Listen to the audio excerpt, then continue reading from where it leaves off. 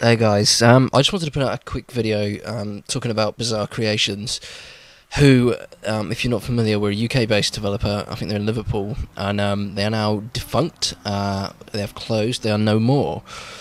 The studio sort of, I think, started off in about 1993, 94.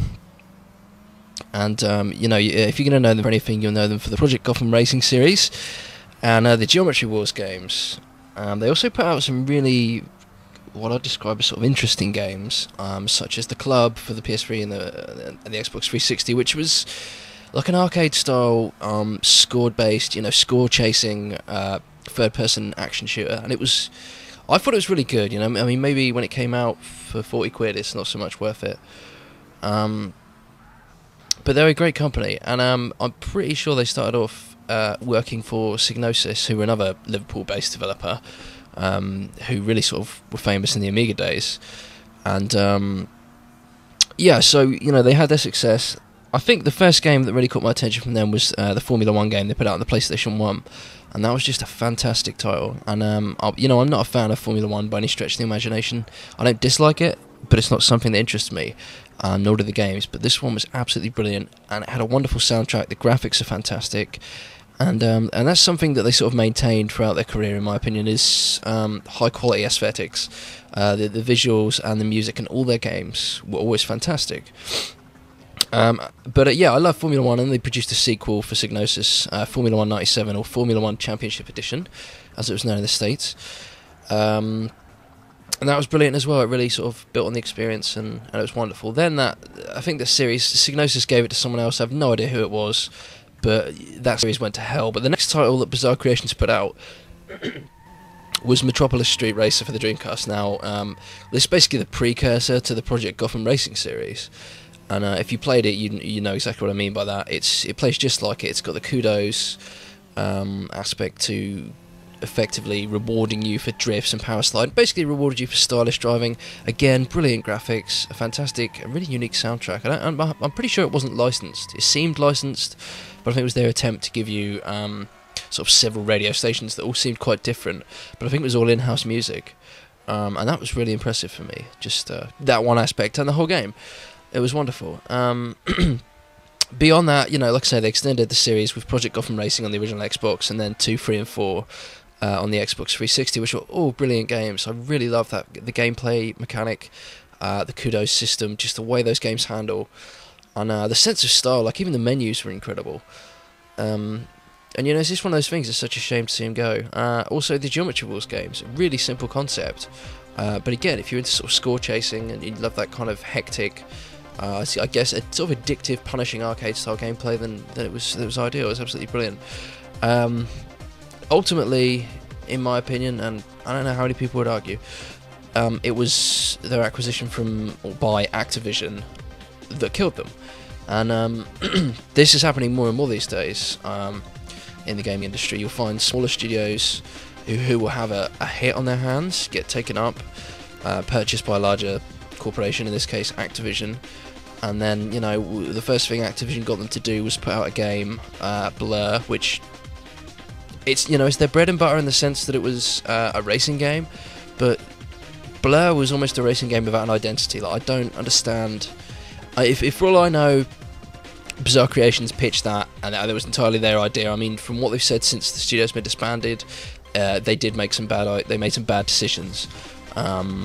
And they admit that, but having said that, they said the communication, or when in the new studio they're opening, they hope that the communication is going to be better, which kind of alludes to the fact that maybe things weren't so great in terms of getting Activision to listen to them. Nonetheless, they put out Blur, which is a solid game, but it's a game with no identity. It's almost like Mario Kart with real licensed cars.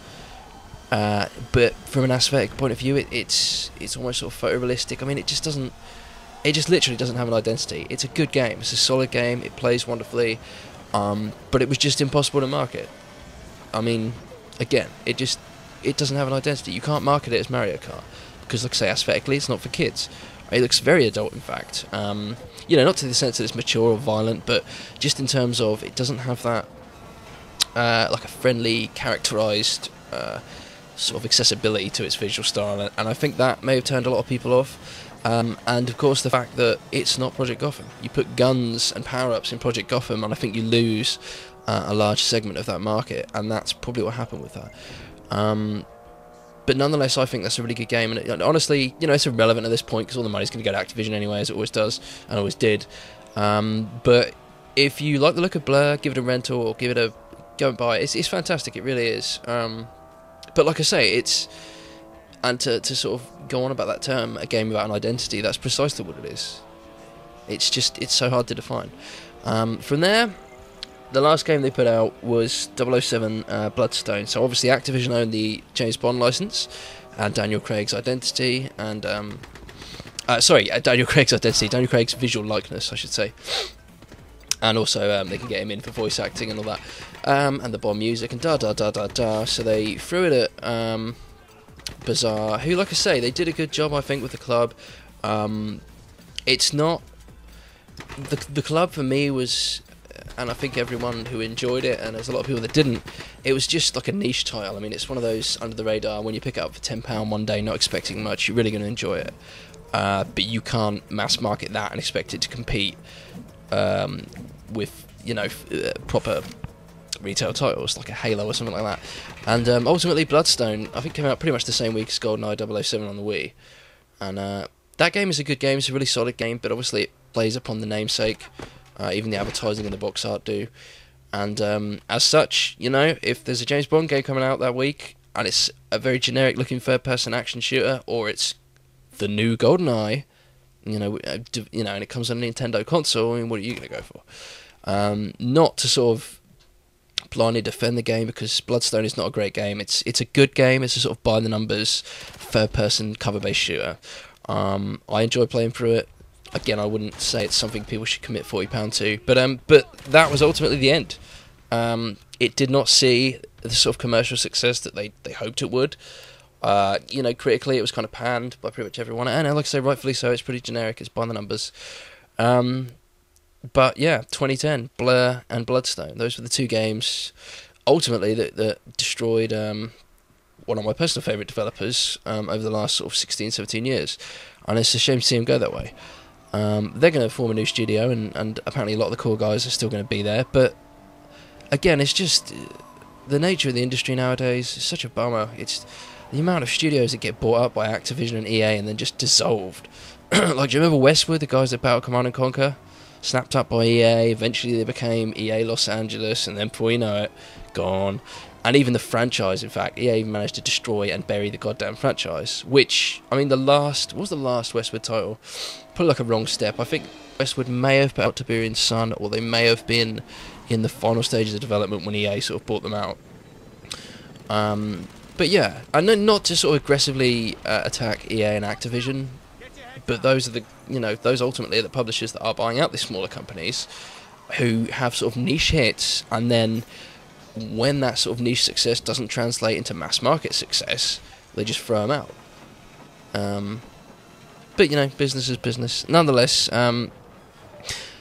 just want to say, I personally think Bizarre Creations were a fantastic studio.